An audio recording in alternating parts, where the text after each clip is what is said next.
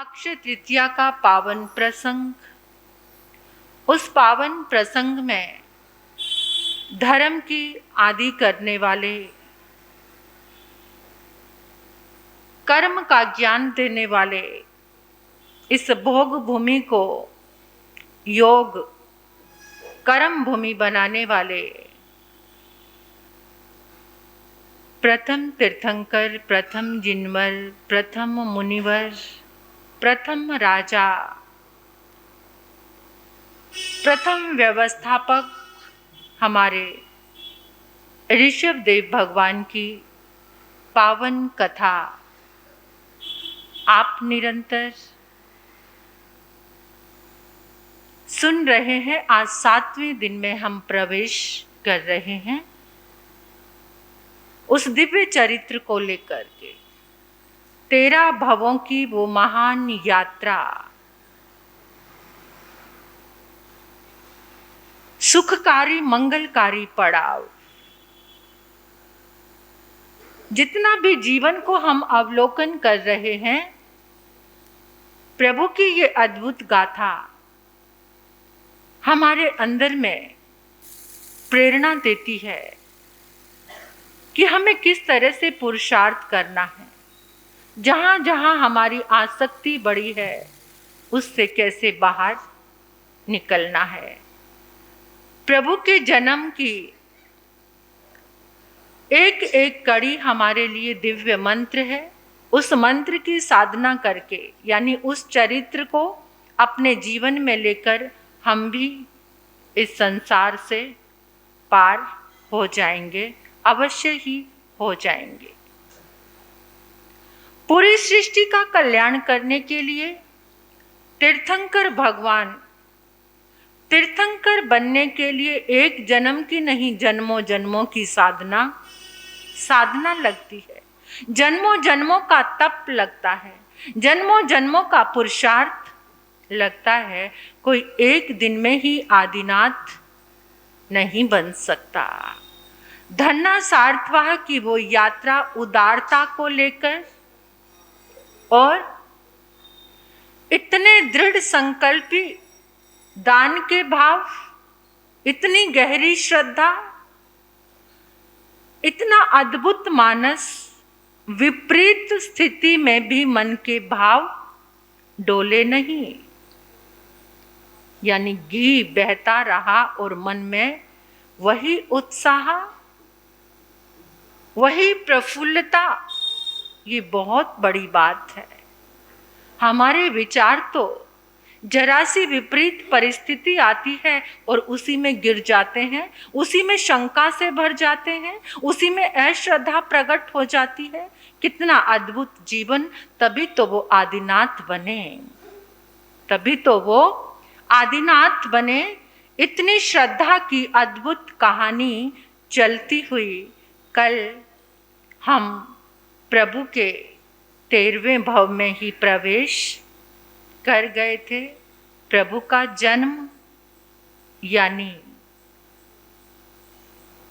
प्रथम बार अकर्म भूमि में कर्म की साधना लेकर प्रथम तीर्थंकर आते हैं इस भोग भूमि को कर्म भूमि बनाने के लिए। तो वहाँ कुछ विचित्र विचित्र बातें हम सुन रहे थे। जो वैसे तो 14 ही कुलकर का नाम आता है, लेकिन जम्बू द्वीप प्रज्ञपति, जिस किताब का मैं आधार ले रही हूँ, अब मुझे तो कोई ज्ञान नहीं है, यहाँ तो मति श्रुत की कोई झलक रति मात्र भी नहीं है। हमारे पास सब क्या है? हमारे पूर्व मुनिराजों ने, आचार्य भगवंतों ने जो जो आगम का आधार लेकर के प्रभु के चरित्र को बांधा, तो हम तो बिल्कुल छद्मस्त हैं।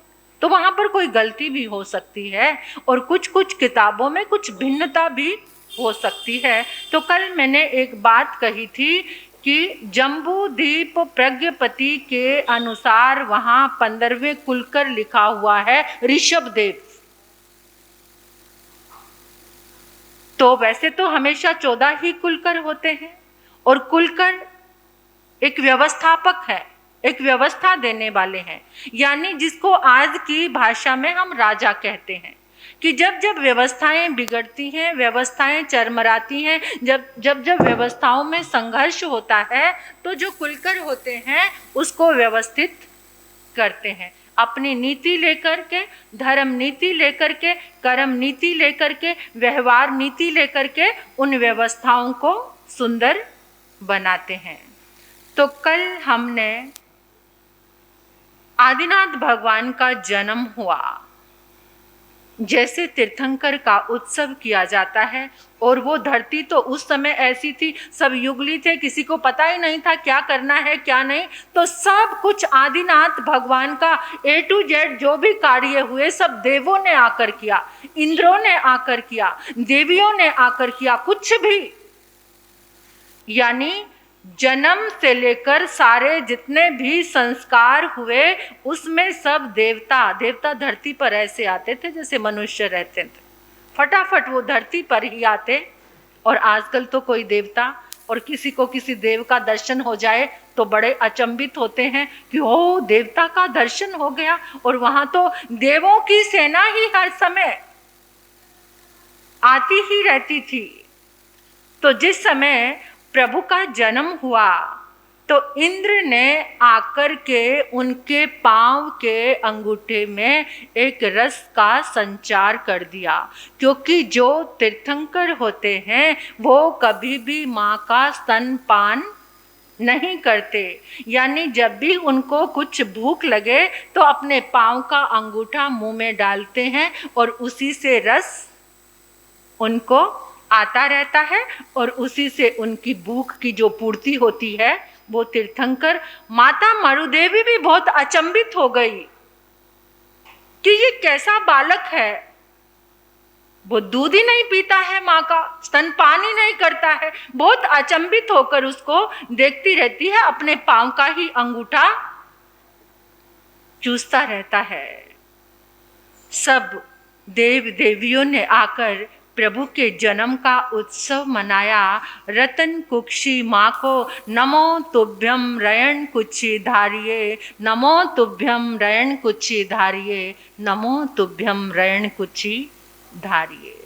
नमस्कार है माँ, प्रणाम है रतन कुक्षी को धारण करने वाली। माताओं से, बहनों से पूछना चाहती हूँ, अपने ध्यान को जो विचलित हो रहा है ना, आपका कोई भी आ रहा है उधर ही देख रहे हो, थोड़ा मुझे देखो, मेरी तरफ देखो।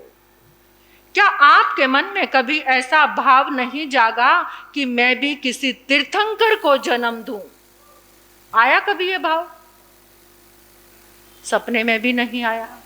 क्यों? ये भावना तो भा सकते हो, कभी आपकी कुक्षी भी रतन कुक्षी बने, आप भी भगवान को छोड़कर कोई गुरुदेव जो आपके आलंबन हैं, जो आपके आदर्श हैं, उनका ही नाम ले लो।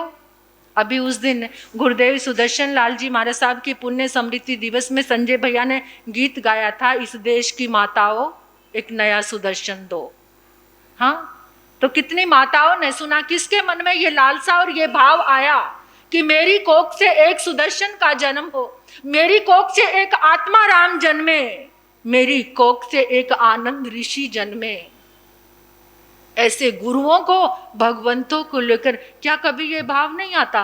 पहले से ही प्लानिंग करते रहते हो, जब बालक जीव गर्भ में आता है, मैं अपने बेटे को डॉक्टर बनाऊंगी, क्या इंजीनियर बनाऊंगी, सीए बनाऊंगी, बस इतना ही सोचते हो ना। किसका सीए, किसका डॉक्टर, किसका इंजीनियर? वो रतन कुक्षी माँ, ये भावना भा सकते हो आप? कभी भी वो भावना पूरी हो सकती है कि मेरी कोख से भी तीर्थंकर का क्या अद्भुत सपना है, क्या अद्भुत अरमान है। ऐसा अरमान सभी का होना चाहिए, सबके मन में भाव आना चाहिए। और एक बार संकल्प का बीज डल जाता है ना, तो फिर ना जाने वो कब आपका संकल्प, कि आपका भी ऐसा पुरुषार्थ। मरुदेवी माता ने भी तो कोई साधना की होगी, तभी तो वो प्रथम तीर्थंकर की माता बनी। हे माँ, तू जग के सूर्य को हितंकर, शुभंकर, प्रियंकर, जो धर्म का संस्थापक चक्रवर्ती, धर्म चक्रवर्ती को जन्म देने वाली माँ, तुझे मेरे कोटि कोटि भावों से भरकर प्रणाम करो। शेरनी का दूध सोने के पात्र में टिकता है। तीर्थंकर की शक्ति को झेलने वाली माँ, वो कुक्षी, वो रतन कुक्षी कैसी होगी जो तीर्थंकर शक्ति को अपनी कुक्षी में लेकर आती है। बहुत अद्भुत साधना है। तो इतना अद्भुत उत्सव मनाया, सारे युगली देखकर हैरान हैं कि ऐसा ये क्या हो गया। ऐसा उत्सव, देवी देवताओं की चमक, देवी देवताओं के घंटनाद, देवी देवताओं की स्वर लहरियां निरंतर धरती पर देखने को मिल रही हैं। और वहाँ कल आपने सुना था कि जिस समय प्रभु का जन्म हुआ वो बड़े होने लगे, 1 वर्ष के हो गए। तो अब इंद्र ने देखा कि भगवान के कुल की स्थापना होनी चाहिए, यानी उनके कुल का नाम पूरी दुनिया में आना चाहिए। वो कुल कौन सा है? तो जिस समय इंद्र स्वर्ग से चलकर आ रहे थे तो वहां पर आकर उन्होंने देखा, भरत क्षेत्र में जब आए तो एक बहुत बड़ा इक्षु दंड, तो उन्होंने उस दंड को, इक्षु यानी गन्ने का कोई खेत आया तो उसमें से एक गन्ना अपने हाथ में लिया और जैसे ही वो नाभि राजा के पास पहुंचे, नाभि राजा ऋषभ कुमार को लेकर गोद में बैठे हुए थे। जैसे ही इंद्र आया, इंद्र पास आकर बैठने लगा तो प्रभु ने एकदम उठे और भागकर वो इक्षुदंड अपने हाथ में ले लिया।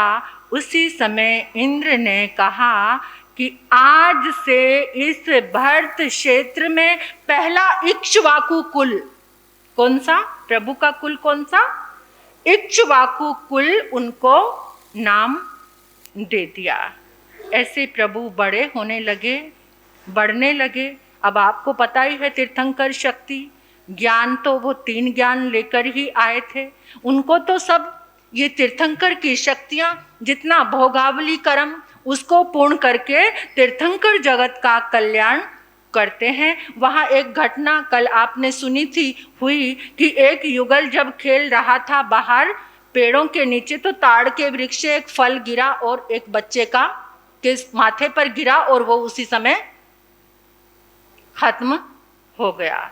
वैसे तो जब भी कोई युगल अपना आयुष्य पूर्ण करता था तो देवता उसको उठाकर लेकर जाते थे और वो समुद्र में उसकी क्रिया कर देते थे, लेकिन उस समय उस बच्चे को कोई भी उठाकर नहीं ले गया। वो जो बच्ची थी जो उसके साथ जन्मी थी वो भी बार बार देख रही थी, लेकिन उसको तो नाभि राजा के घर में आ गई थी, सुनंदा उसका नाम था।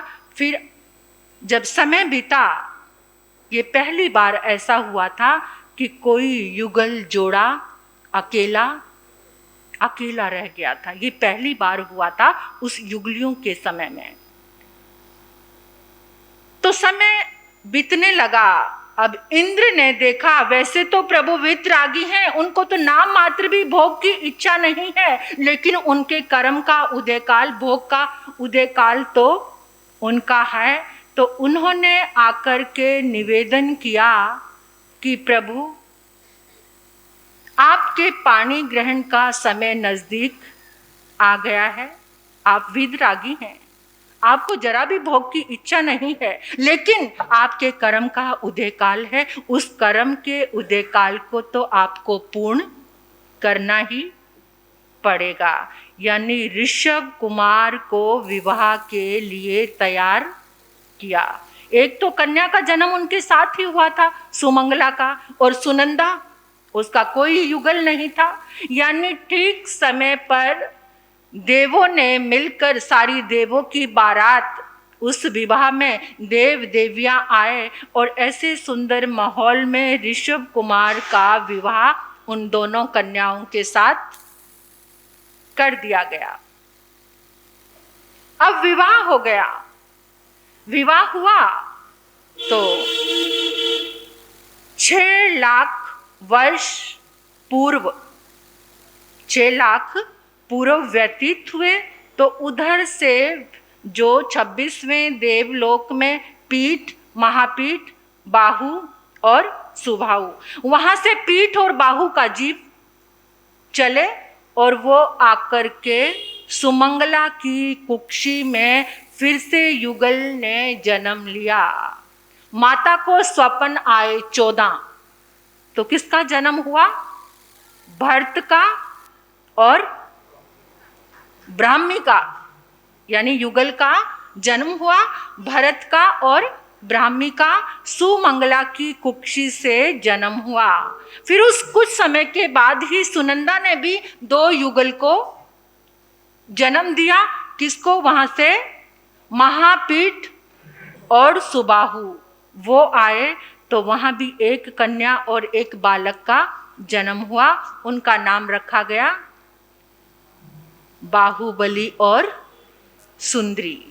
इसी तरह से सुनंदा ने फिर 49 यानी 49 बार फिर युगल को जन्म दिया। वो इस समय उन युगल में कोई भी कन्या नहीं थी, सबके सब लड़के थे, है ना। पुरुष युगल को ही उन्होंने जन्म दिया। तो कितने बच्चे हो गए भगवान के? कितने हो गए? 102। तो ये उनका ऐसे परिवार बनने लगा। यहाँ तो उनका परिवार बनना चल रहा था और यहाँ संघर्ष होने लगा, क्योंकि सारी चीजें खत्म हो रही थी। अब वो जो लोग थे, युगल थे, जो वो क्या करते थे? जंगल में जाते, जंगल में जो भी कंद मूल चीजें होती उनको खाते। कोई माटी खा रहा था, कोई कंद मूल खा रहा था, कोई पेड़ पौधों के जो पत्ते, क्योंकि चीजें वो जो कल्प वृक्ष थे उनकी शक्ति तो खत्म हो गई थी, मिलता ही नहीं था किसी को कुछ। वो खाते थे तो उनके पेट में दर्द होता था। पेट में दर्द होता था तो वो नाभिराज के पास आए कि हमारी स्थिति बहुत खराब है। तो उन्होंने कहा कि जाओ ऋषभ कुमार के पास जाओ, वो तुम्हें कोई ना कोई मार्ग बताएंगे। तब उन्होंने कहा कि और आगे बढ़ो, जो 24 प्रकार का अन्न जंगलों में उगा हुआ है, उसमें गेहूं है, जवार है, बाजरा है, चना है, मूंग है, यानी 24 तरह के जो भी अन्न वहां पैदा हुए हैं उसको खाओ। अब वो खाने लगे तो फिर उनके पेट में दर्द होता है, वो कच्चा है। वो कहते प्रभु इसको खाने से तो पेट में दर्द होता है। तो उन्होंने कहा कि ऐसा करो, इस अन्न को धोकर के खाओ। क्या करके? क्योंकि वो जब खाते थे तो ऐसे ही खाते थे, किसी के होंठ फट जाते थे, किसी का मुंह चिर जाता था, कुछ ना कुछ उनको तकलीफें हो रही थी। तो उन्होंने क्या किया, उसको जब धो के खाना शुरू किया तब भी पेट में दर्द हो रहा है। उन्होंने कहा पेट दर्द तो खत्म ही नहीं रहा। आते हैं, सामने खड़े होते हैं, अपने पेट को कुटते हैं और कहते हैं इस रोग को ठीक करो। तो उन्होंने देखा, अब विज्ञान का उपयोग लगाया प्रभु ने कि अब तो अग्नि की आवश्यकता है। किसकी? अग्नि की आवश्यकता है। लेकिन बहुत रुक्ष समय में और अधिक स्निग्ध समय में अग्नि उत्पन्न नहीं हो सकती। उन्होंने कहा थोड़ा इंतजार करो। मध्य टाइम समय आया तो उसमें बांसों के घर्षण से अग्नि प्रज्वलित की। जैसे ही अग्नि प्रज्वलित की तो सारे के सारे युगल कुमार उसको देखकर डर गए। जब वो अग्नि इतनी ऊंची शिखा और वो आके प्रभु को कहने लगे प्रभु एक बहुत बड़ा दैत्य आ गया है, वो सबको खा रहा है, इतना बड़ा दैत्य है, वो हमें भी खा जाएगा। प्रभु ने कहा वो दैत्य नहीं, वो अग्नि है, तुम उस अग्नि में जाकर अन्न डालोगे तो वो अन्न पक जाएगा, फिर तुम उसको खाओगे। अब उन्होंने वो अन्न उसमें डाला और कहते हैं कि जल्दी से हमारा अन्न वापस करो। तो वो क्या हो गया, सारा जल गया। फिर आए भगवान के पास कि प्रभु जी, सब कुछ तो वो तो कैसा है, जो अग्नि कुमार जो आप बोल रहे हो वो कुछ भी हमारा अन्न वापस नहीं दे रहा। तब प्रभु ने कहा कि ऐसे नहीं।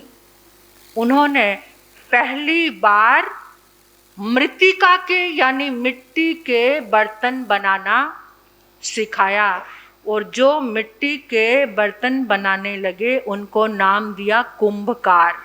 सबसे पहले उन्होंने कुंभकार जाति को स्थापित किया, कैसे मिट्टी के बर्तन बनाने हैं। और उस समय देखा इंद्र ने कि अब बहुत सारी राज्य की व्यवस्थाओं की आवश्यकता है, तो वो सारी व्यवस्थाएं करने के लिए इंद्र ने आकर कहा कि प्रभु का राज्याभिषेक करना है, विनीता नगरी की स्थापना करनी है। तो उन्होंने कुबेर को आदेश दिया, विनीता नगरी की स्थापना की, छोटे छोटे नगर बसाए गए, जितने भी बाहर जंगलों में पशु आदि थे उन पशुओं को लाया गया और उन पशुओं के नाम दिए गए, उनका परिचय कराया गया, गाय का, भैंस का, बैल का, यानी जितने भी पशु पक्षी थे, ऐसी ये व्यवस्था प्रभु ने स्थापित की। और इंद्र सभा ने आकर प्रभु का राज्याभिषेक किया कि इस तरह से वो पहले राजा हुए। फिर उन्होंने देखा कि जितने भी ये युगल कुमार हैं सबको वस्त्रों की आवश्यकता है, तो वस्त्र बुनना सिखाया। अब इनके बाल बढ़ रहे हैं, नखून बढ़ रहे हैं, तो एक समाज ऐसा तैयार किया कि जो बाल काटने वाला, नखून काटने वाला यानी नापित वर्ग तैयार किया, दर्जी वर्ग तैयार किया। फिर देखा कि ये जितने सब लोग हैं इनकी सुरक्षा के लिए एक व्यवस्था बहुत जरूरी है, तो उन्होंने क्षत्रिय कुल पूरा तैयार किया। भोग कुल, उग्र कुल, क्षत्रिय कुल, राजकुल, ऐसे पूरे के पूरे कुल प्रभु ने तैयार किए, वर्ण व्यवस्था को स्थापित किया। क्षत्रिय, वैश्य, ब्राह्मण और शूद्र वर्ग यानी जो सेवा करने वाले थे। ये शूद्र शब्द तो बाद में आया, जो सबकी सेवा करने वाला वर्ग था वो सब एक जैसे थे, लेकिन देखा कौन शौर्य का काम जो करने लगा वो क्षत्रिय कहलाया, और जो व्यापार के कार्य करने लगे वो वैश्य के रूप में। यानी सारी की सारी व्यवस्थाएं किसने स्थापित की? भगवान ऋषभ देव ने स्थापित की, राज्य व्यवस्थाएं स्थापित की। कर्म के प्रवर्तक, व्यवहार प्रवर्तक, धर्म प्रवर्तक, ये सारे प्रवर्तक ऋषभ देव भगवान के जीवन में समय समय पर इंद्र आते थे और सारी व्यवस्थाओं में सहयोग करते थे। विनीता नगरी के बीचों बीच एक 22 मंजिल का भवन प्रभु के लिए कुबेर देव ने तैयार किया, और वहाँ पर उसमें एक बहुत बड़ा राज दरबार जहाँ लगता ऐसा हॉल बनाया, सारी पब्लिक प्रजा आती। फिर वहाँ पर एक दंड व्यवस्था भी तैयार की गई। अब समय बीतता रहा, सारी व्यवस्थाएं चल रही है। 80, मसीह और कृषि, ये तीनों व्यवस्थाएं प्रभु ने हम सबके बीच में प्रदान की। ये जिस जिस वस्तु विशेष का आज हमें ज्ञान है, इसको देने वाले कौन हैं? आदिनाथ भगवान हैं। सारी व्यवस्थाओं को सिखाने वाले। समय समय पर ये बदल रही हैं। जिस समय ये व्यवस्थाएं प्रारंभ हुई थी, मनुष्यों के चित्त बहुत सरल थे।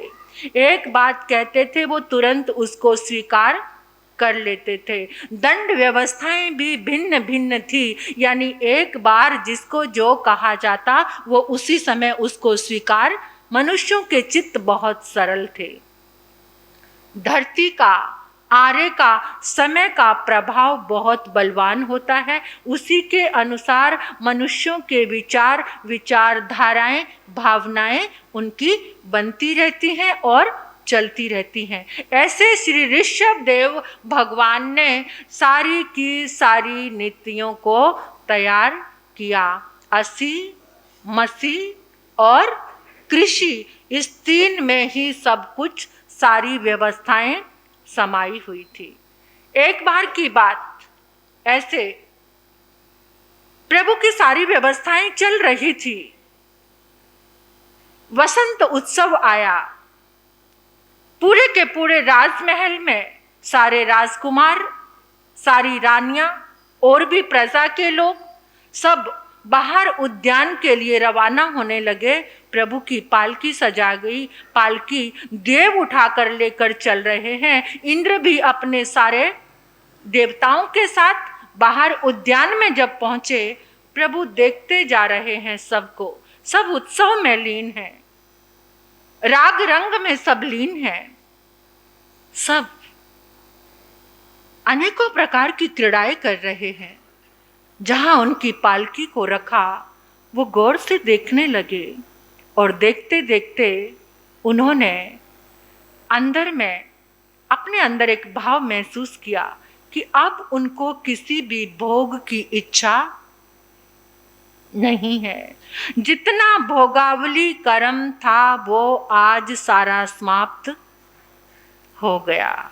उसी समय लोकांतिक देव आए और आकर प्रार्थना करने लगे, प्रभु जगत के कल्याण का समय निकट आ गया है, अब आप धर्म तीर्थ की स्थापना करें। वहां से प्रभु वापस अपने महलों में लौटे। ऋषभ कुमार, उन्होंने अपने सारे पुत्रों को बुलाया, दोनों पुत्रियों को बुलाया, रानियां भी बैठी हैं, प्रजाजन भी बैठे हैं, और उन्होंने कहा कि अब मेरा मन इन भोगों से वैरागी हो चुका है, अब मैं इनको त्याग करके सन्यासी साधु बन जाऊंगा। एकदम भरत पास आए, तात ये कैसी बात कह रहे हो, आपका वियोग तो एक के पल के लिए भी मुझे बर्दाश्त, आपके बिना हम नहीं जी सकते।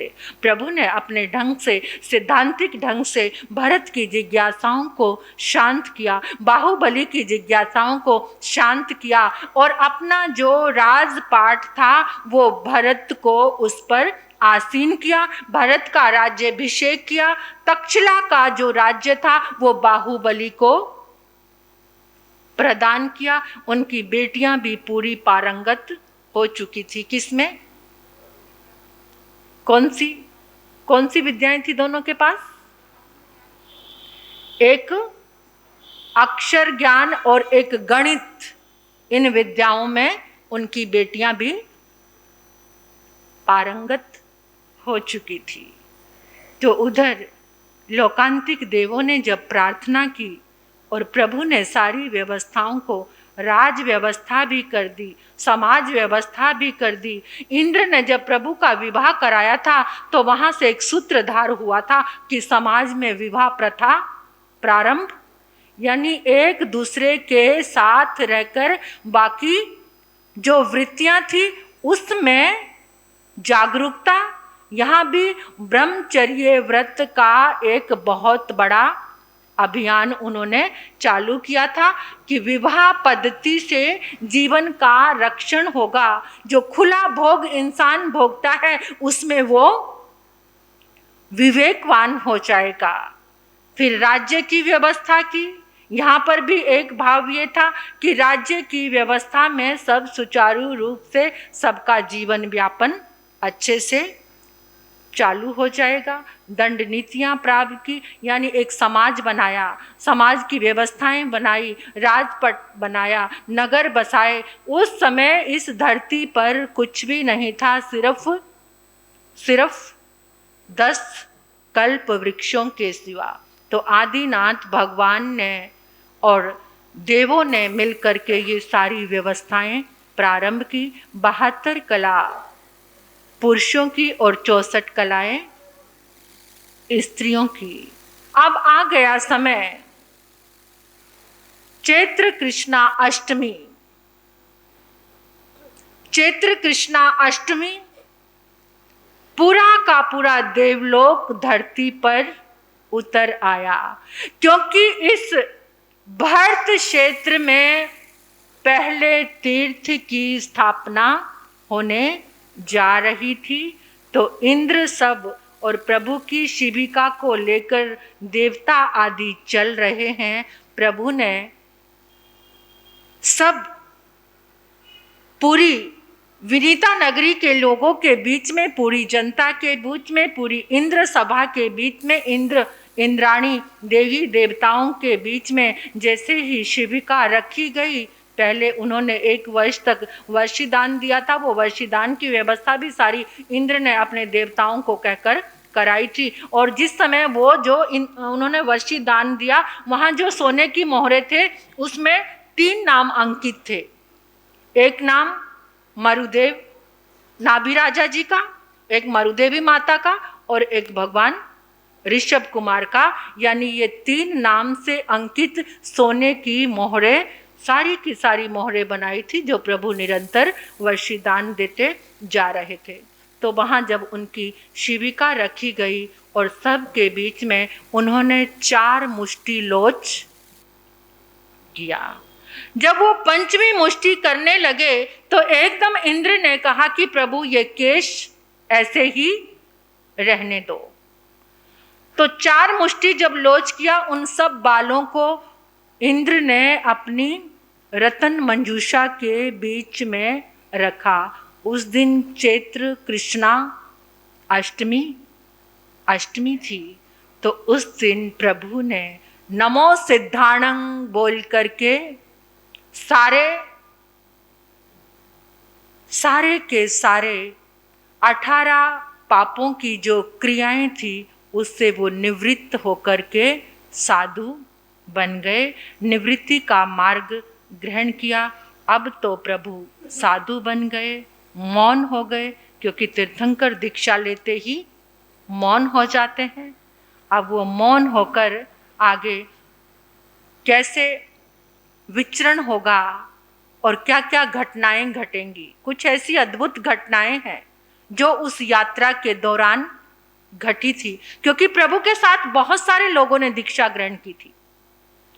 कितने सारे जो नगरी के लोग जो हमारे राजा कर रहे हैं, बहुत सारे लोगों ने उनके साथ दीक्षा ली थी, लेकिन उस दीक्षा में वो पूर्ण पालन नहीं कर पाए। चल तो रहे थे प्रभु के साथ, लेकिन प्रभु के मार्ग में क्षुधा पिपासा कितने परिसे आ रहे थे और सबसे वो डावाडोल होते चले जा रहे थे। तो उसमें कितने ही तापस बन गए।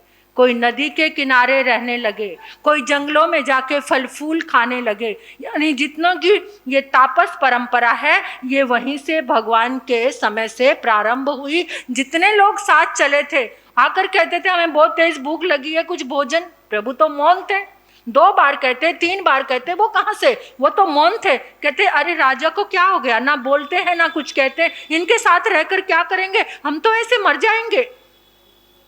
तो कुछ जंगलों में जाकर फल फूल खाने लगे, कोई नदी के किनारे आकर के टिक गए, वहां से जल पीने लगे। यानी ऐसे करते करते वहां से एक तापस परंपरा प्रारंभ हुई। तो समय की सुई कह रही है कि हाँ जी साढ़े अच्छा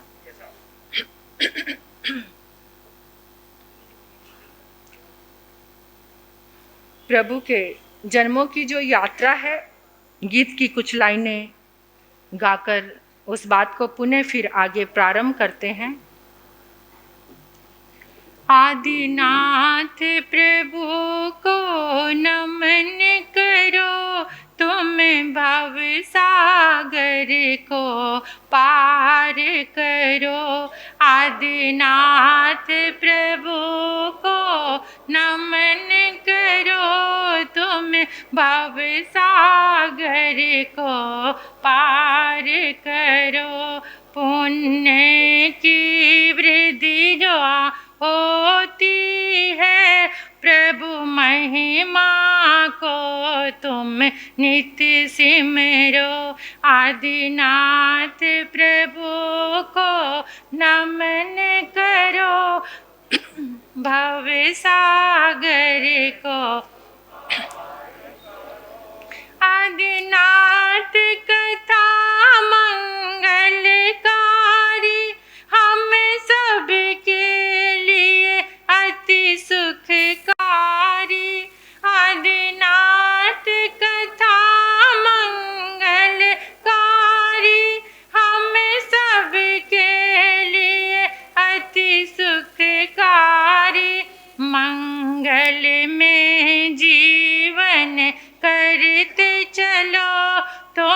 आत्म भाव में रमण करो, मंगल में जीवन करते चलो तुम, आत्म भाव में रमण करो। आदिनाथ प्रभु को नमन करो तुम, आत्म भाव में रमण करो। भव बारा में प्रभु चेतन ने सर्वार्थ सिद्ध में जन्म लिया। भव बारा में प्रभु चेतन ने सर्वार्थ सिद्ध में जन्म लिया। अति आनंद में जो सुख भोगे, फिर कर्म भूमि में प्रस्थान किया। माता मरुदेव की कुक्षी में प्रभु ऋषभ देव बन जन्म धरो। माता मरुदेव की कुक्षी में प्रभु ऋषभ देव बन जन्म धरो। आदिनाथ प्रभु तुम भव सागर को पार करो। आदिनाथ प्रभु को नमन करो तुम, भव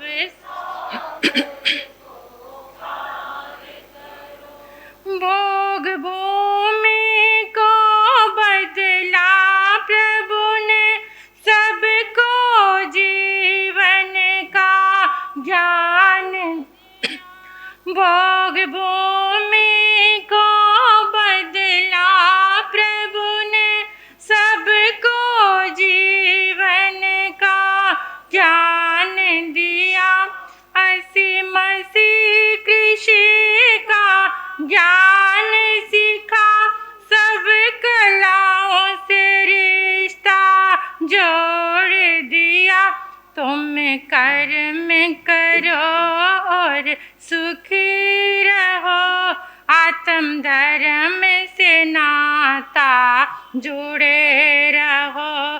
तुम कर्म करो और सुखी रहो, आत्म धर्म से नाता जुड़े रहो। आदिनाथ कथा को समण करो तुम, भव सागर को पार करो। आदिनाथ प्रभु को नमन करो तुम, भव सागर को पार करो। विवाह पद्धति राज व्यवस्था सबकी प्रभु ने नई शुरुआत करी। जीवन विकास और आत्म उन्नति की सबसे मिलकर बात करी। धर्म तीर्थ के संस्थापक प्रभुवर शुभ चरणों में सब ध्यान धरो। धर्म तीर्थ के संस्थापक प्रभुवर शुभ चरणों में तुम ध्यान धरो। आदिनाथ प्रभु को नमन करो तुम, भव सागर को पार करो। आदिनाथ भगवान की ये पावन कथा सुनकर इस युग के अनुसार हमें 4 सूत्र मिलते हैं।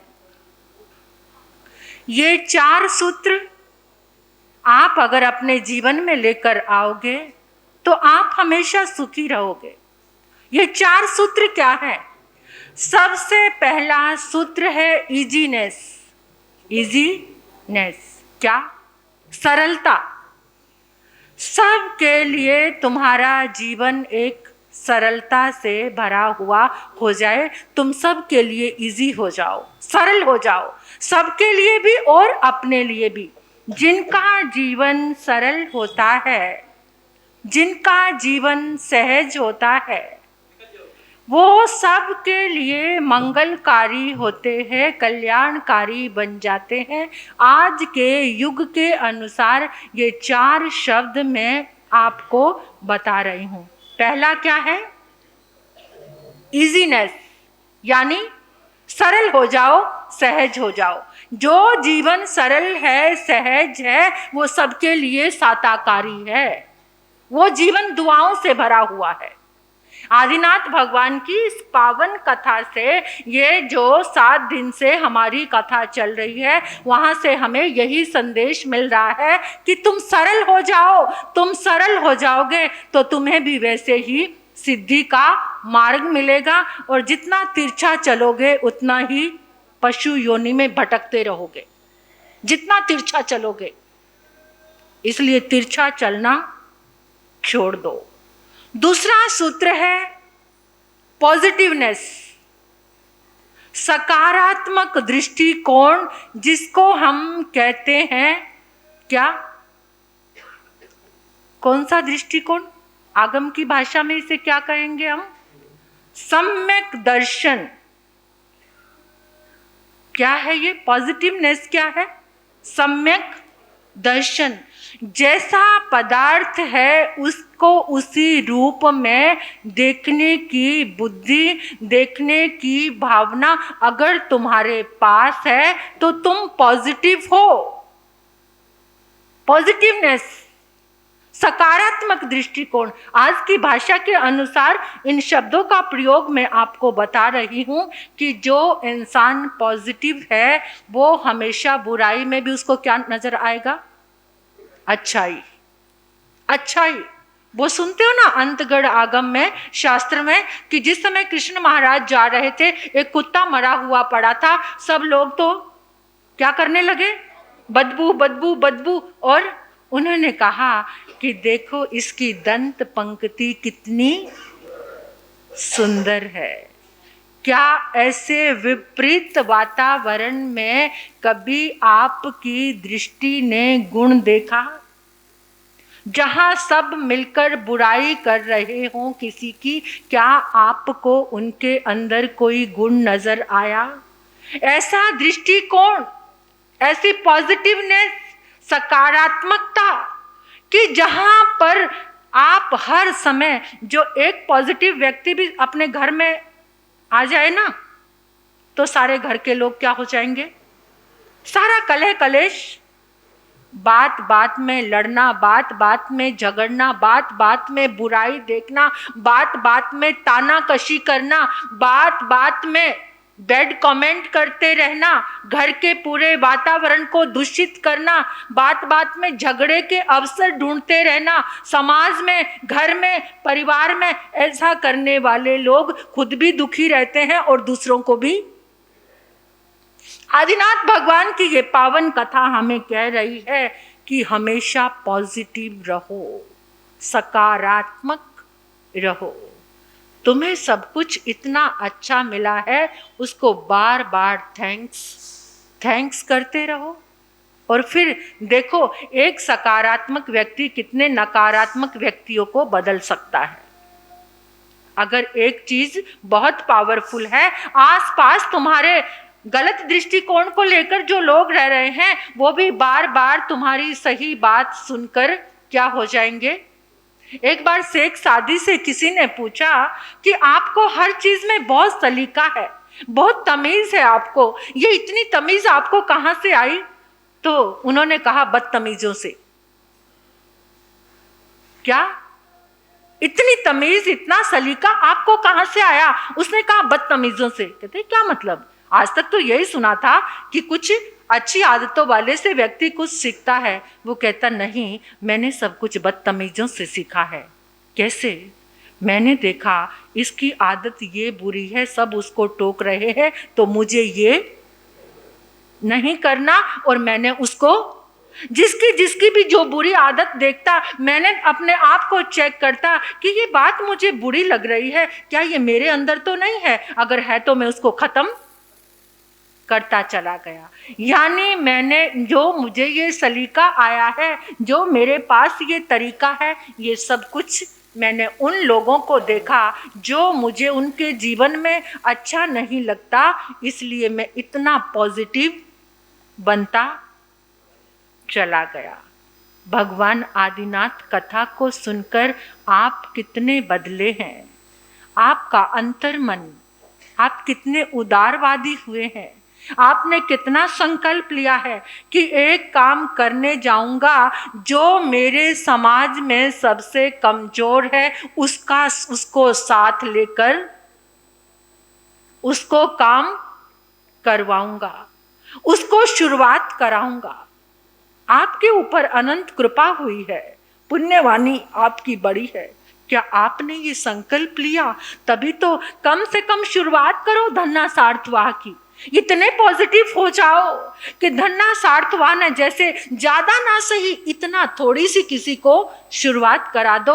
आप देख रहे हो आपके समाज में, आपके परिवार में आपका सगा भाई इतना उदारवादी दृष्टिकोण अगर लेकर आओगे तो वो चीज कहीं जाती नहीं। Some giving and more receiving, some giving and more receiving. थोड़ा सा देना शुरू कर दीजिए और बहुत सारा तुम्हारे पास आना शुरू हो जाएगा। ये अद्भुत जीवन भगवान आदिनाथ का ये दूसरा सूत्र है पॉजिटिवनेस। एक उनको जीवन को देखकर हम हुए इजीनेस, सरल हो गए, सहज हो गए, हर चीज में सरलता से। कोई किसी से चीटिंग नहीं, कोई किसी से धोखा नहीं। घर में रहते रहते जो एक दूसरे से चीटिंग करते हैं, धोखा करते हैं, वो तो अपनी गति को, जीवन को बिल्कुल, कुछ लोग तो बाहर धोखा करते, कुछ घर में ही करने शुरू कर देते हैं, है ना। तीसरा सूत्र है अवेयरनेस, जागरूकता, अवेयरनेस। छोटी छोटी चीजों को करने में जागरूक होना, खाते हुए जागरूक, पीते हुए जागरूक, सोते हुए जागरूक, कोई भी काम करते हुए अगर आप जागना क्या, होश हवास के साथ। मदहोशी में कोई भी काम नहीं करना, जाग कर करना कि मैं ये काम करने, हर काम के लिए आज्ञा लेना। क्या? इच्छा कारणम संधि से भगवम, इच्छा कारणम संधि से। क्या ऐसे काम करते हुए आप आज्ञा लेते हैं? नहीं लेते। आज से लेना शुरू, क्योंकि एक तो खुद की ताकत और दूसरी जिनकी आज्ञा लेते हैं ना, तुरंत उनके ओरे से जुड़ जाते हैं, उनके पुण्य से हम जुड़ जाते हैं। एक अपनी शक्ति और एक तीर्थंकर परमात्मा की आज्ञा ले ली हमने। क्या? इच्छा कारणम संधि से भगवम। 3 बार बोलना। देखो उनका पुण्य आपका सहाय होगा। इस धरती पर सबसे ज्यादा पुण्य किसका? किसका? तीर्थंकर भगवान का। मोक्ष में जाने के बाद आज भी भगवान महावीर का तीर्थंकर नाम कर्म का अनंत पुण्य इस धरती पर विद्यमान है। आप जिन शासन में जन्मे हैं तो कम से कम अपने तीर्थंकर भगवान के पुण्य का आलंबन लीजिए। जो तुम्हारे भाग्य में नहीं है वो भी तीर्थंकर भक्ति तुम्हें क्या देती है। तुम्हारी फटी झोली को भरने की किसी में सामर्थ्य है तो वो किसमें है? तीर्थंकर भगवान की भक्ति शक्ति में है। सिर्फ एक सच्चे भाव से तुमने उनकी आज्ञा ग्रहण कर ली, जो तुम्हारे भाग्य में नहीं है। ये कर्म सिद्धांत को चैलेंज है। हम कहते हैं अप्पा कत्ता विकताए, आत्मा ही करता है और आत्मा ही भोगता है। ना कोई किसी को दुख दे सकता है, ना कोई किसी को सुख दे सकता है, लेकिन जब तीर्थंकर के 5 कल्याणक होते हैं, क्या? जब तीर्थंकर के 5 कल्याणक होते हैं, 2 घड़ी के लिए नरक में भी शांति, फिर किसने सुख दे दिया? इतनी अनंत शक्ति, क्योंकि वहां इतने कल्याण की भावनाओं को लेकर तीर्थंकर का जन्म होता है कि मैं संसार के प्रत्येक प्राणी को सुख से, सुख कौन सा? आत्मा का सुख, उस सुख से सबका नाता जोड़ूंगा। तो ऐसे अनंत कल्याण के संकल्प को लेकर तीर्थंकर के 5 कल्याणक होते हैं और 2 घड़ी के लिए तीनों लोकों के मनुष्य, जीव, सभी जीव, चाहे वो त्रियंच है, चाहे वो नारकी है, चाहे वो मनुष्य है, चाहे वो देवलोक में है, 2 घड़ी के लिए सभी सुखी हो जाते हैं। कितनी शक्ति है!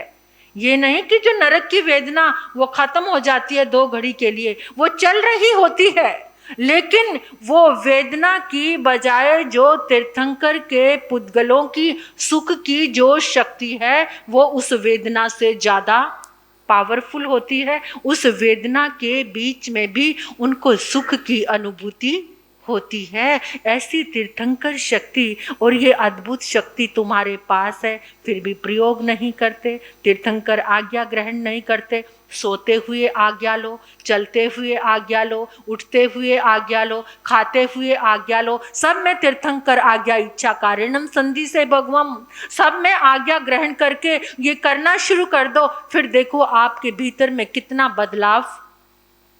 इतने वरदानों से सजा है ये जिन शासन तीर्थंकर शक्ति से, फिर भी हम उसका प्रयोग नहीं करते।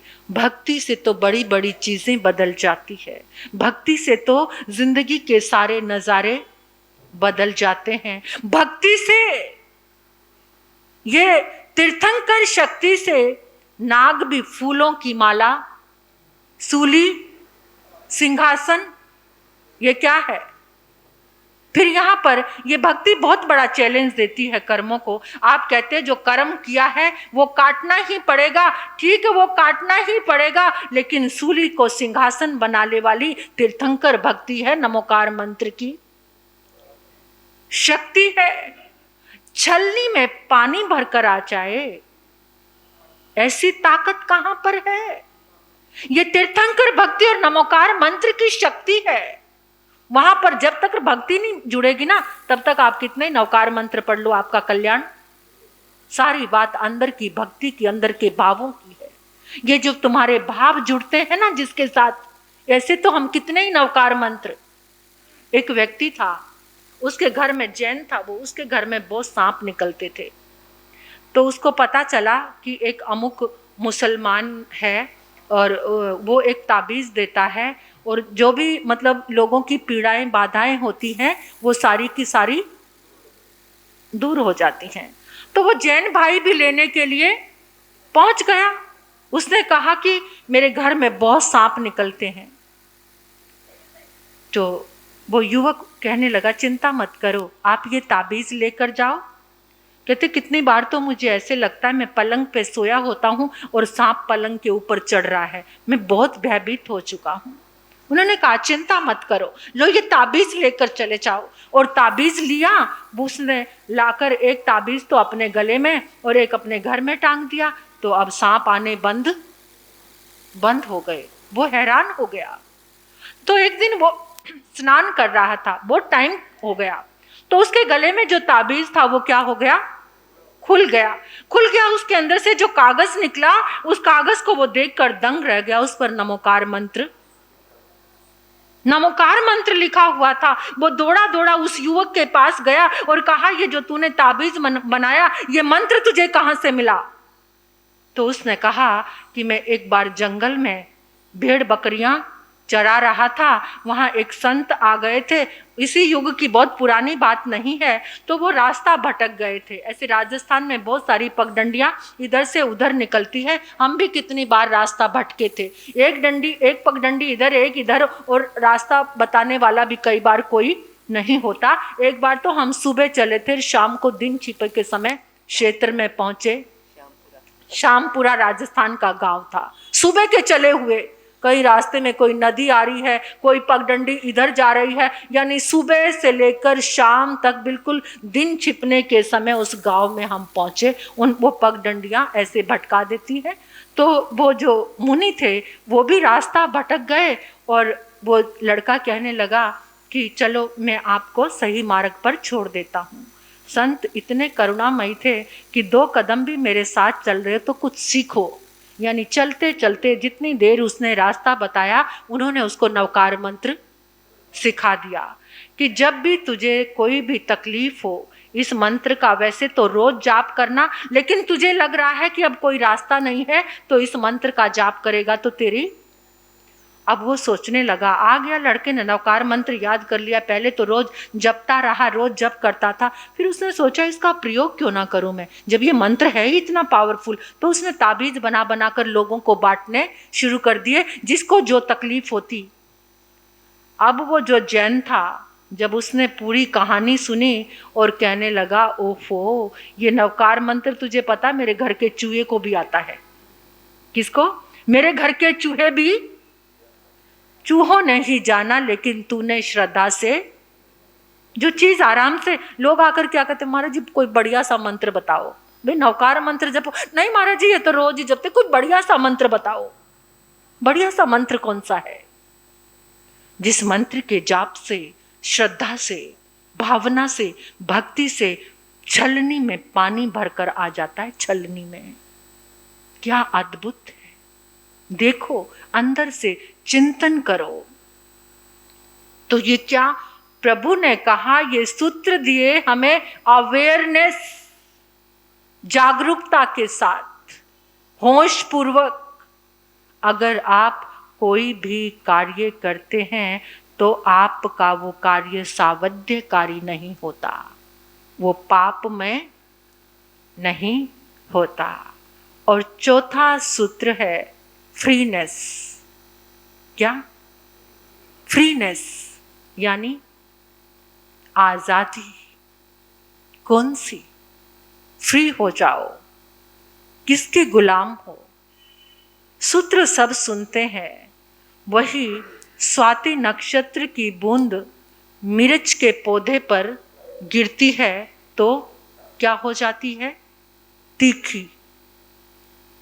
सांप के मुंह में गिरती है वही बूंद तो जहर हो जाती है।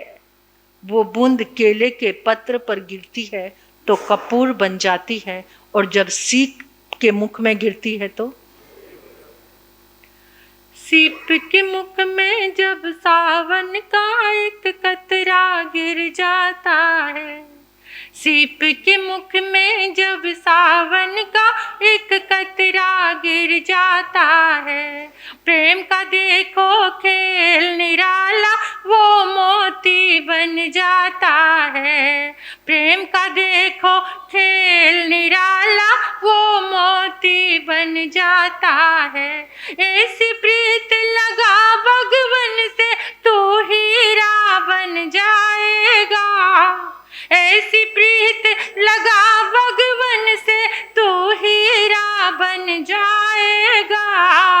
खुद को रंग ले उसके रंग में, वो तुझ में रंग जाएगा। बोलो वीर प्रभु महावीर प्रभु, बोलो वीर प्रभु महावीर प्रभु, बोलो वीर प्रभु महावीर प्रभु।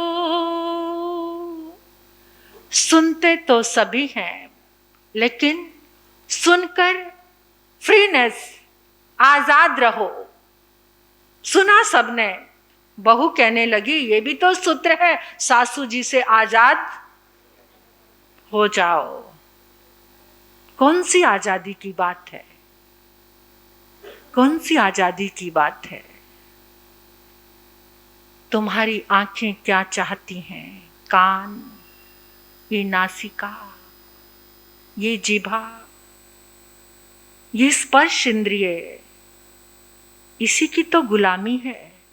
सारे कलेश, सारे संघर्ष किसके हैं? जो आंखों से देखना चाहते हो वो नहीं मिल रहा तो संघर्ष उत्पन्न हो जाता है।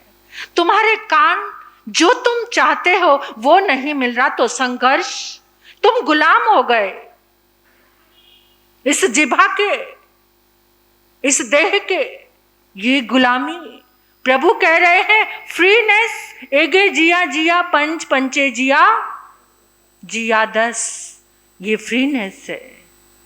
जिसने एक को जीता उसने पांचों को जीत लिया, और जिसने पांचों को जीता चारों को भी जीत लिया। जिसने 10 को जीत लिया वो सर्व विजेता बनकर इस धरती पे रहते हुए भी धरती से 10 उंगल ऊपर रह रहा है। वो धरती पे रहकर भी धरती से ऊपर उठा हुआ है, क्योंकि उसकी साधना चल रही है। एगे जिया जिया पंच पंचे जिया, इसको कहते हैं फ्रीनेस। ये 4 सूत्र है। किसी भी धर्म दर्शन को उठाओगे, और आज के युग के जैसी ही मैंने बात कर दी है, क्योंकि आज के युवा बच्चे इसी शब्दों को पहचान रहे हैं। इजीनेस, सरल हो जाओ, सहजता का जीवन जियो, पॉजिटिवनेस, सकारात्मक दृष्टिकोण तुम्हारे घर की जीवन की काया बदल देगा। हर किसी के अंदर परमात्मा ने गुणों से नवाजा है। अपनी दृष्टिकोण को इतना बदलो कि गुणों के ऊपर जाकर दृष्टि ठहर जाए। ये सम्यक दर्शन, इसकी यात्रा है।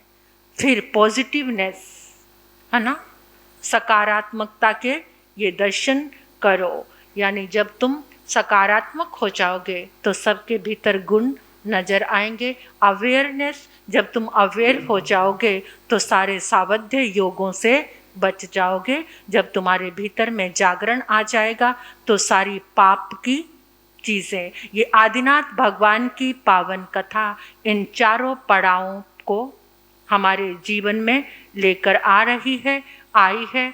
और कल तो इतना सा ही रह जाएगा कि वो रिश्तों की कहानी जो सुनी है ना आपने, सब रिश्ते क्या बनकर आ गए। सारे मित्र थे, उनके पुत्र और पुत्रियां। अब एक का पता नहीं चल रहा है, कौन? स्वयं प्रभा। सुयश जो केशव, सुयश जो बना था, अब वो स्वयं प्रभा कहां पर है? वो तो सबसे प्यारी थी, जान से भी ज्यादा जिसको ललितांग प्यार करता था। वज्रजंग के जीवन में भी श्रीमती बनकर साथ चल रही थी, फिर वज्रनाभ के साथ मंत्री बनकर साथ चल रहे थे। अभी वो कहां पर है? पीठ, महापीठ, बाहु, सुबाहु ये सब आ गए हैं, लेकिन स्वयं प्रभा की एंट्री अभी, जो सबसे महत्वपूर्ण थी उनके जीवन में, अब वो कल आप सुनेंगे कि स्वयं प्रभा कहां पर है। वो स्वयं प्रभा कैसे प्रभु को मिलेगी, और सबसे अद्भुत बनकर वही मिलेगी स्वयं प्रभा। किस रूप में?